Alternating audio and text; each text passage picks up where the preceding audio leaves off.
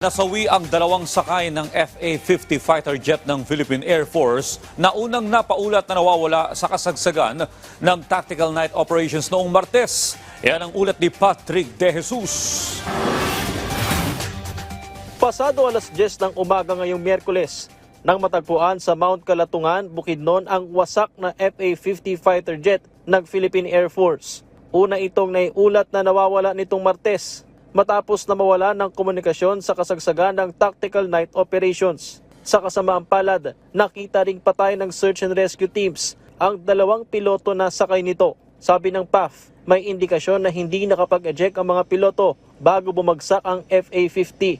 We have to await the assessment, no, kasi may iba-ibang versions pa ngayon ang lumilitaw. Yung iba sabi nakaupo, yung iba sinabi thrown out of the aircraft. Kailangan ho talagang ipa-check muna natin ng mabuti yung scene kung saan nangyari. Hindi na ibinigay ng PAF ang pagkakakilanlan ng mga nasawing piloto. Ngunit nakipag-ugnayan na raw sila sa pamilya. Kinumpirma rin ng Armed Forces of the Philippines na kabilang sa nagbigay ng air support ang bumagsak na FA-50 sa isang operasyon laban sa mga komunistang grupo sa Bukidnon. This is the AFP operations through the 403rd Infantry Brigade engaged with the New People's Army and ito sir sa barangay Ibaca, Balasan in Bukidnon. Sa ngayon ay grounded na ang 11 pang FA-50 jets ng PAF habang nagpapatuloy ang investigasyon.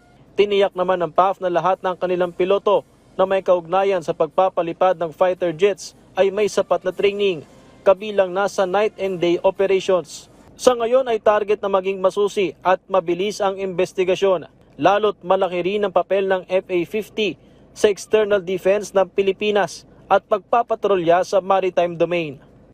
We have our other fixed-wing aircraft that we can deploy to do our maritime patrol and monitoring of our territorial waters as well as our areas within the exclusive economic zone.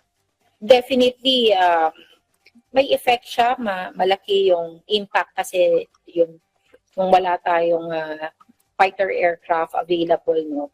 Ito ang itinuturing na unang major incident sangkot ng FA-50 na binili sa South Korea at na-deliver sa Pilipinas mula 2015 hanggang 2017. Napasabak na mga FA-50 sa iba't ibang operasyon, kabilang na sa 2017 Marawi Siege. Lumahok din ang ating fighter jets sa kauna-unahang pagkakataon sa pitch black exercises sa Australia noong nakaraang taon.